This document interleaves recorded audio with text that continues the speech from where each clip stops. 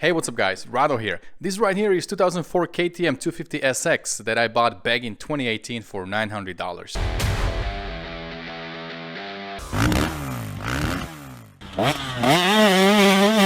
This was my very first build on my channel on Dirt and Iron.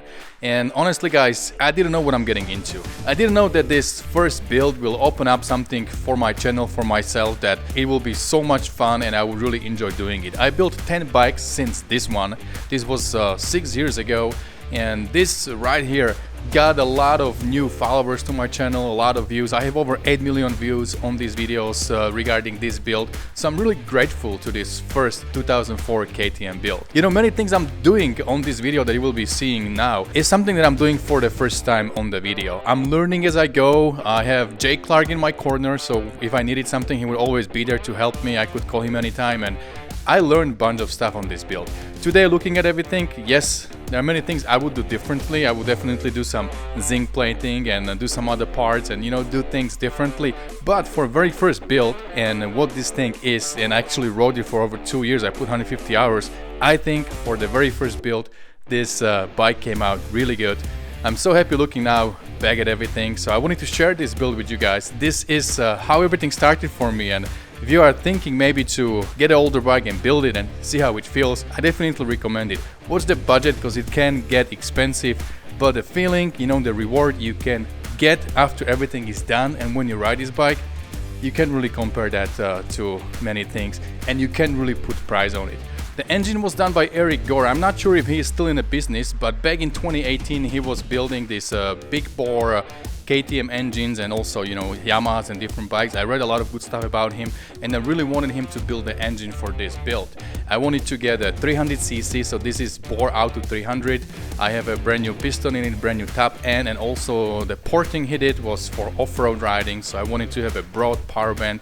I wanted to have a power that doesn't have a big hit, but has a linear line that will kind of pull, you know, in a linear line, and will have power everywhere, will pull nicely from the bottom, and not be this on and off switch like you would have sometimes on a 250 two-stroke engines. There's somewhere to be every night of the week. Seems God ain't close as he used to be. And there's more tequila in this old town than pines in Tennessee. I ain't the man I thought I'd be. And these neon lights that keep me up got me thinking maybe mom and dad had it right all along. We're too old to still be alone, and we ain't happy ever after all. I'm just saying it wouldn't be as bad as we made it out, living in our hometown.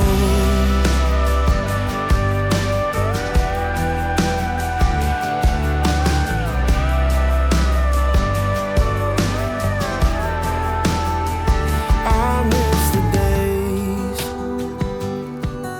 that flow like the Mississippi. You find a girl and get married before you're 20.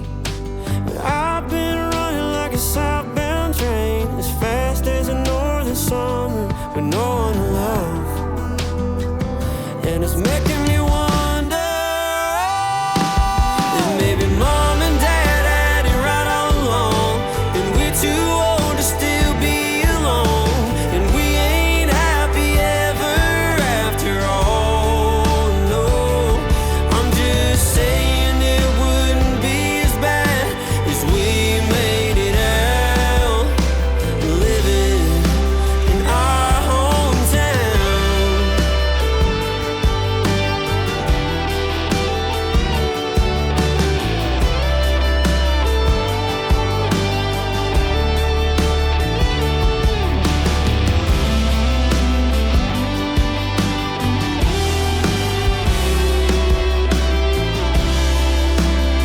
They said if you buy whiskey, don't overdrink it. If you find love,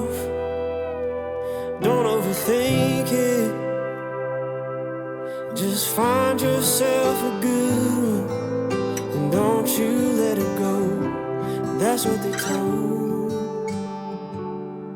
Maybe mom and dad had it right all along, and we're too old to still be alone, and we ain't happy ever after all. No, I'm just saying it wouldn't be as bad as we made it out, staying in our hometown, yeah, in our hometown, yeah. Man, maybe we should just go there.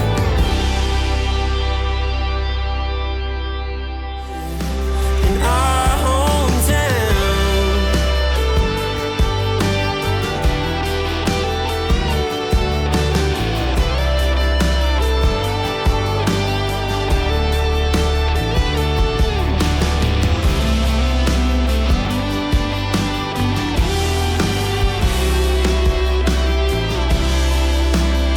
They said if you buy whiskey, don't overdrink it. If you find love, don't overthink it. Just find yourself a good one, and don't you let it go. That's what they told. Maybe mom and dad had it right all along, and we're too old to still be alone, and we ain't happy ever after all. No, I'm just saying it wouldn't be as bad as we made it out, staying in our hometown, yeah, in our hometown, yeah. Man, maybe we should just go there. Looks like everything is done here. The only thing remaining is the Motoseat seat cover and the custom graphics from Decal MX. So let's do that and see how the bike looks all done. Alright guys, so here we go. This is it. 2004 KTM 300, the very first build on my channel. And we're gonna ride it. We're gonna meet with Racer X magazine. David Pingree back then was doing these reviews for Racer X magazine. So we're gonna meet with David and see how this bike runs.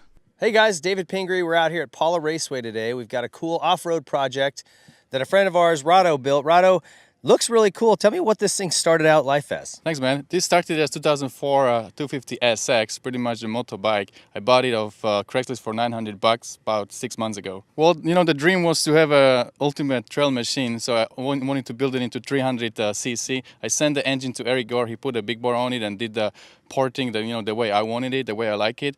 And Racetech did a suspension, everything else I took apart completely and started working one by one, putting things together, sent the frame to get powder coated, and Jay Clark helped me a lot to organize stuff. And I was in my garage, getting my hands dirty and building this beauty the way it is now. And so what kind of parts and pieces are on here? Kind of walk us through some of the things that are done to it. Well, the major things, I got a lot of stuff from Tusk, complete wheel set, FMF pipe and silencer. I got P3 carbon protection. I got protection for a radiator from Bulletproof Design. The Motoseat did a really good job on the design, and we got our Decal Works. I think it turned out really good for the graphics. Works Connection did all the, these beautiful pieces, the orange anodized and stuff like that. So yeah, and plastic that from a chair piece, complete set, everything is new. So I just wanted to have this bike looking, pristine. TM Design Work did all the stuff for the chain slider and chain block. There's a lot of stuff. I think I'm forgetting something, but yeah, that's pretty much it. I'm sure there's a lot of like Trail Tech kickstand on here, a lot of little parts and pieces that are off-road focused. Even these flex handlebars, I've ridden with these once before, and there is a lot of give in them. If you're riding long trail rides, it's actually a pretty cool product. Yeah. There was one thing I wanted to address is the vibration you have on these older two-strokes, right? So it shows these bars, and also I have foot pegs from the same company that has little elastomers to kind of help you to not feel the vibration through your body, So that was the way I wanted to make this bike feel a little bit newer, like your newer KTMs you have. Gotcha. A little more engine vibration on these older models. So we'll get out and see if the changes Rado made worked, and get this thing on some trails.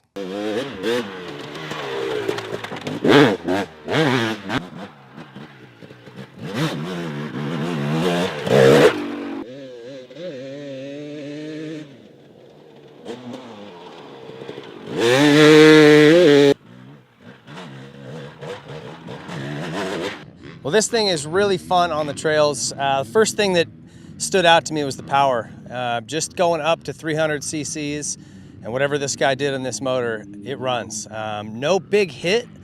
It just takes off the second you get on the throttle. It doesn't need a lot of clutch. It's got enough torque to just pull, and it revs forever. It's a really broad power, which is what he was trying to achieve, just something that didn't have a big explosive point anywhere in the power. It was just a nice steady pull, very linear. Very four-stroke like, and that's what they got. It's very broad, very easy to ride in the trails. You just leave the clutch alone, stay in the gear that's appropriate, and just use the throttle. So really fun. And even we've got, I don't know, over a half a tank of fuel when we started, and it still feels really nimble in the turns. Suspension was a little bit firm. The Race Tech guys do a great job, but this is valved for 190, which is what Rado weighs, and it's set up for him. At 170, it was a little firm for me.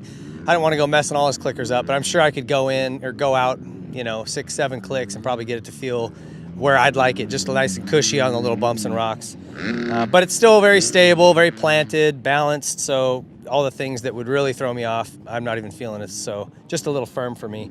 I really like the flex handlebars. If you've never tried these, if you're somebody who has issues with your hands or wrists going numb or your wrists hurting really badly when you're riding, try these. There's different stiffness of elastomers, so you can get the things where they are really just mushy, or you can sort of just taper up how firm you want them, but you can really feel the flex in them.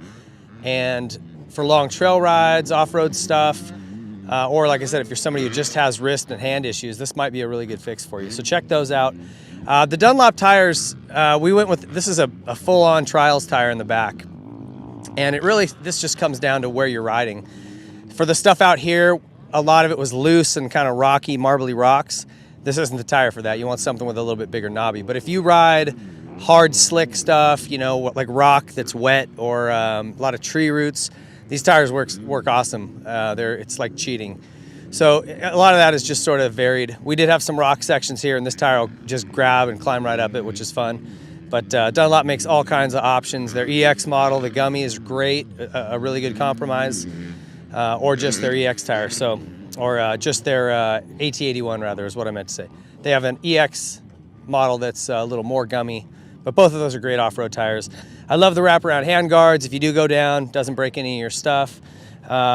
This does have a V-Force reed block in it. We wanted to mention that. Those are always just an easy bolt-on part for two strokes, get you better throttle response, a little bit better performance.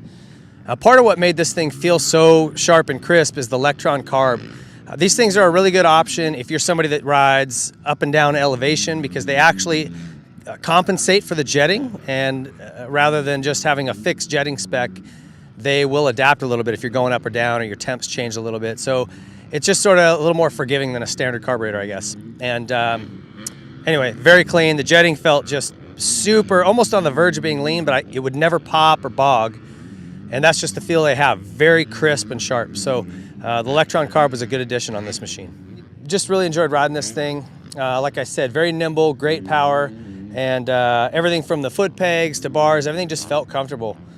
So really great job by Rado and his guys. If you want to check more of his stuff out, go to his YouTube channel, Dirt and Iron. His little tagline there is "Stay Motivated," so you can check out a lot of his builds. He does an awesome job. This bike was no exception. Thank you to Rado for that, and thanks for you guys for watching. We'll see you on the next build.